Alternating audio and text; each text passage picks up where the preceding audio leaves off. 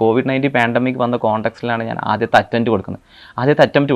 Attempt തന്നെ ഞാനൊരു humanities background വന്ന കാരണം തന്നെ ആദ്യത്തെ പ്രിലിംസ് ഘട്ടം സിവിൽ സർവീസ് എക്സാമിന് 3 ഘട്ടമാണ് ഉണ്ടാവുക. ആദ്യത്തെ ഘട്ടം എന്ന് പറഞ്ഞാൽ പ്രിലിമിനറി എക്സാമാണ്, രണ്ടാമത്തെ ഘട്ടം എന്ന് പറഞ്ഞാൽ മെയിൻസ് എക്സാമാണ്, മൂന്നാമത്തെ ഘട്ടം എന്ന് പറഞ്ഞാൽ ഇൻ്റർവ്യൂ ആണ്.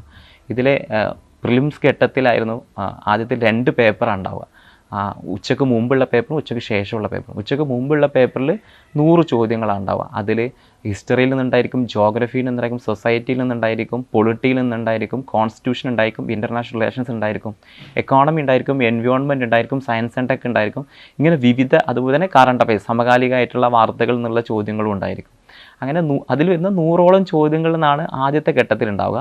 രണ്ടാമത്തെ ഘട്ടത്തിലുണ്ടാവുക മാത്സ് ഉണ്ടായിരിക്കും, അതുപോലെ തന്നെ ലോജിക്കൽ റീസണിങ് ഉണ്ടായിരിക്കും, ആപ്റ്റിറ്റ്യൂഡ് ഉണ്ടായിരിക്കും. അങ്ങനെ ഡിഫറെൻ്റ് ആയിട്ട് അതിലൊരു 80 ക്വസ്റ്റ്യൻ ഉണ്ടായിരിക്കുക. ഇതിൽ രണ്ടാമത്തെ പേപ്പറിൽ നമുക്ക് വെറും 66 മാർക്ക് കിട്ടിയാൽ മതി. 66 ഒരു 33% മാർക്ക് കിട്ടിയാൽ മതി. ആദ്യത്തെ ഘട്ടത്തിലാണ് നമ്മുടെ ഒരു കോമ്പറ്റീഷൻ ഉണ്ടാവുക. പക്ഷേ കുറച്ച് കാലങ്ങളായിട്ട് ഈ ഒരു കോമ്പറ്റീഷൻ ലെവൽ ഭയങ്കരമായിട്ട് മാറിയിട്ടുണ്ട്. ഈ CSAT പേപ്പറിൽ 66 മാർക്ക് കിട്ടുക എന്നുള്ളത് ഇന്നൊരു ബലികേറാ മലയായിട്ട് മാറിയിട്ടുണ്ട്. കാരണം ഈവൻ NIT പഠിച്ചവർ അല്ലെങ്കിൽ IIT പഠിച്ചവർ വരെ ഇപ്പോൾ CSATൽ ഫെയിലിയർ ആവുന്നുണ്ട്. അപ്പം പറഞ്ഞു വരുന്നത്, ഈ 2 പേപ്പറിൽ ഞാൻ ആദ്യത്തെ പേപ്പർ എഴുതിയ സമയത്ത് ഞാൻ എക്സാം കഴിഞ്ഞ ഉടനെ ഞാനൊരു ചെറിയൊരു മണ്ടത്തരം ചെയ്തു. എന്താ വെച്ച് കഴിഞ്ഞാൽ, നമ്മൾ സാധാരണഗതിയിൽ കോളേജിലൊക്കെ എക്സാം കഴിഞ്ഞ് നമ്മൾ ചോദ്യങ്ങളൊക്കെ ചെയ്ത് ശരിയാണോ നമ്മൾ നോക്കാറുണ്ടല്ലോ, അതുപോലെ ഇതിലും ഞാൻ ചോദ്യങ്ങൾ ശരിയാണോ നോക്കി. അതിൽ ആദ്യത്തെ 4 ക്വസ്റ്റ്യൻ എൻ്റെ തെറ്റായിരുന്നു. അതോടുകൂടി എൻ്റെ കോൺഫിഡൻസ് അവിടെ ഇല്ലാതെയായി മാറി.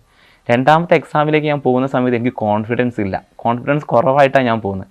അപ്പോൾ എൻ്റെ മനസ്സ് മന്ത്രിക്കുന്നുണ്ടായിരുന്നു, നിൻ്റെ ഒന്നാമത്തെ പേപ്പർ ശരിയാണ്, രണ്ടാമത്തെ പേപ്പറിൽ ഈ നോക്കണം എന്ന് ഫോക്കസ് ചെയ്യുന്ന 100 വട്ടം മനസ്സിൽ പറയുന്നുണ്ടെങ്കിലും മനസ്സത് തയ്യാറാവുന്നുണ്ടായിരുന്നില്ല. അതുപോലെ തന്നെ എക്സാം ഹാളിൽ വന്നിട്ടുള്ള 2 അധ്യാപകർ, അവർ പരസ്പരം അങ്ങോട്ടും ഇങ്ങോട്ടും സംസാരിക്കുന്നുണ്ടായിരുന്നു.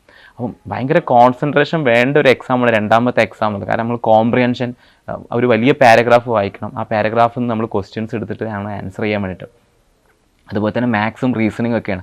അപ്പോൾ ഇവർ ഉണ്ടാക്കുന്ന ശബ്ദമുണ്ട്, അതുപോലെ എൻ്റെ മനസ്സ് മന്ത്രിക്കുന്ന ഒരു കാര്യമുണ്ട്.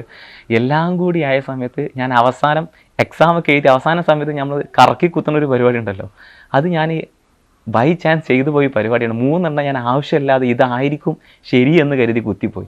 അതിന് റിസൾട്ട് വന്ന സമയത്ത് എനിക്ക് ഒന്നാമത്തെ പേപ്പറിൽ 113 മാർക്ക്, ദാറ്റ് മീൻസ് കട്ട് ഓഫിനേക്കാൾ ഒരു 20-23 മാർക്ക് മുകളിലാണ് ഒന്നാമത്തെ പേപ്പറിൽ. രണ്ടാമത്തെ പേപ്പറിലാകട്ടെ 64.18 മാർക്കും, അഥവാ 66 മാർക്ക് കിട്ടിയത് ഈ 3 ക്വസ്റ്റ്യൻ ഞാൻ കറക്കി കുത്തില്ലായിരുന്നെങ്കിൽ ആ എക്സാം പാസ്സായിരുന്നു. എനിവേ ആ ഒരു അറ്റംപ്റ്റ് അതോടുകൂടി കഴിഞ്ഞു.